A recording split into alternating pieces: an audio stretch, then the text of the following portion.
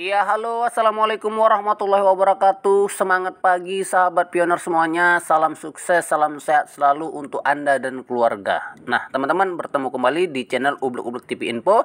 Dan jangan lupa untuk subscribe channel ini dan klik ya tombol loncengnya untuk mendapatkan notifikasi dari video-video saya selanjutnya. Oke, teman-teman, kita sudah melihat bahwa di sini ya. Ini jelas sekali sudah berubah.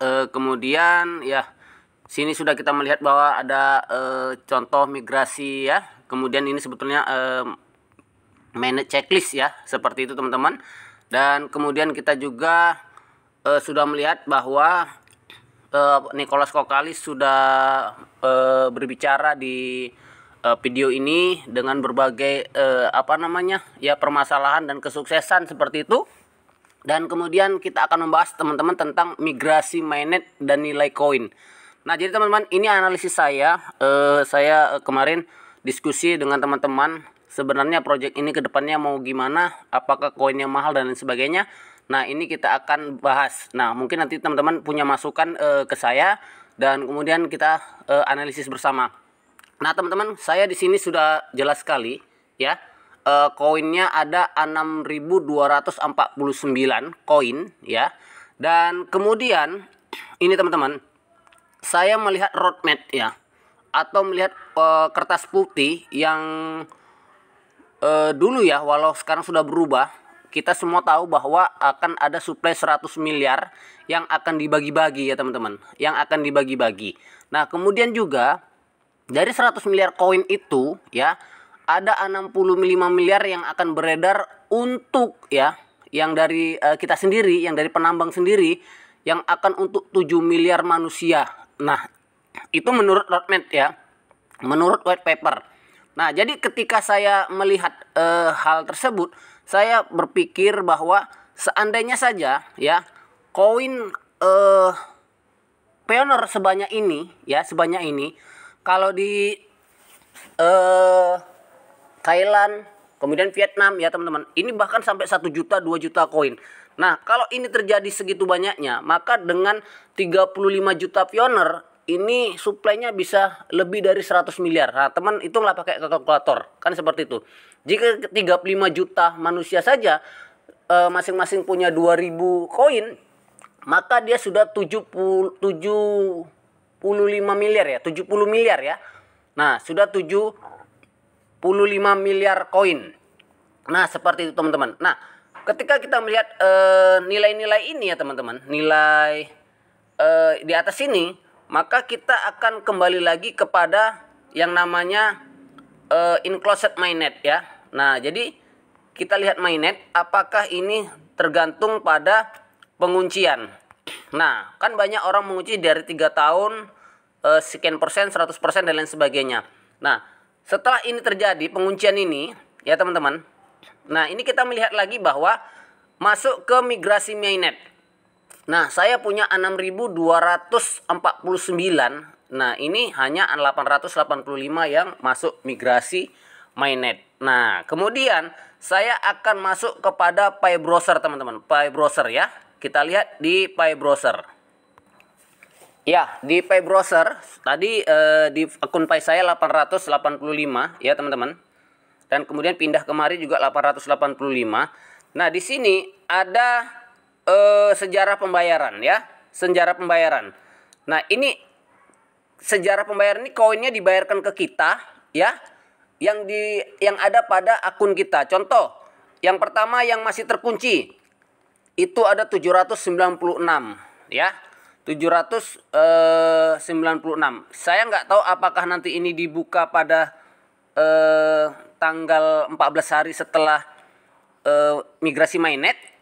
Saya nggak tahu, tetapi di tanggal ini teman-teman, ini sudah jelas sekali bahwa ini tanggal 29 semalam ya, kemarin. Nah, itu awal migrasinya. Kemudian yang terbuka itu ada 87 ya. Kemudian yang dibayarkan juga pada tanggal yang sama. Nah, ketika kita melihat hal ini, maka kita klik satu persatu teman-teman. Nah, di sini ada yang namanya ya saldo terkunci. Nah, saldo terkunci. Kemudian juga ada yang dibayar nanti dilepas ya pada tanggal 13 bulan 7 2022. Nah, ini 14 hari setelah penguncian. Kemudian ada juga ya yang tahun 2025, teman-teman. Nah, ini tahun 2025 ya. Ini sangat lama sekali, kan gitu.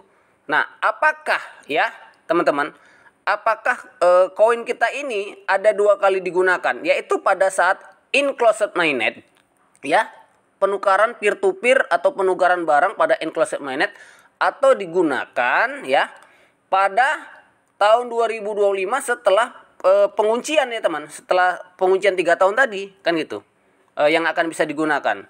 Nah, atau memang sejarahnya bahwa semua yang namanya koin yang kita miliki itu hanya itu supply-nya, hanya itu yang kita dapat, hanya itu kita dapat. Karena kalau memang misalnya 885 saja ya, yang hanya dari koin 6.000 tadi, ini kalau 35 juta penambang, ini juga sudah hampir 25 miliar. Kan gitu, 25 miliar sampai 30 miliar. Bagaimana dengan orang Filipina, Thailand yang mempunyai 1 juta koin, 2 juta koin ya. Nah, udah itu yang kita bahas, bahwa supply-nya pas di angka 100 miliar koin. Nah, teman-teman. Nah, setelah ini terjadi, teman-teman ya, bisa jadi harga koin yang kita miliki memang ini benar-benar mahal. Karena ini sudah sangat susah, kan gitu. Ya. Ini susah untuk menambangnya lagi. Tetapi untuk membuat dompet wallet, boleh-boleh saja. Dari 7 miliar orang juga nanti boleh membuat dompet wallet. Karena memang dompet wallet adalah untuk transfer peer to peer. Ya, teman-teman. Nah, mungkin penjelasan saya agak kurang cerna ya. Tetapi saya pikir seperti itu, bahwa tambangan saya 6.000, tetapi yang masuk hanya 8.885. Apakah nanti yang 6.000 akan ditransfer 3 tahun lagi? Ya, 3 tahun lagi ya, karena pengunciannya 3 tahun. Atau benar-benar dari hasil menambang itu hanya yang saya dapat, ya ini teman-teman. Ya, nah, teman-teman boleh cek walletnya dan pikirkan gitu. Kalau memang benar-benar ini, ya berarti ini bisa kita gunakan ya. Dan mungkin ini juga kita bisa gunakan setelah 14 hari. Tapi saya pikir ini enggak, teman-teman. Kita lihat saja, mudah-mudahan bisa ya. Mudah-mudahan bisa. Harapan kita semuanya bisa. Nah, jadi tetap semangat aja buat teman-teman yang mau penambang baru, ajak orang-orang untuk menambang baru, supaya memang 7 miliar orang bisa memiliki akun Fi dan kemudian memiliki dompet wallet, teman-teman ya. Jadi tidak ada berhenti seperti itu. Ayo, ajak teman-teman lain untuk menambang di Fi Network. Nah, nanti besarnya Fi Network ini ketika memang 14 hari setelah migrasi ini kemudian bisa digunakan koinnya, maka akan orang berjibun untuk join di Fi ini, teman-teman. Nah, jadi ini sangat mudah sekali ya. Nah, mungkin ini analisis saya, mudah-mudahan salah ya. Dan mudah-mudahan kita tetap semangat. Saya yakin koin Fi akan mahal ya, teman-teman. Oke, terima kasih untuk semuanya atensinya, dan sampai bertemu kembali di video saya selanjutnya. Terima kasih. Assalamualaikum warahmatullahi wabarakatuh.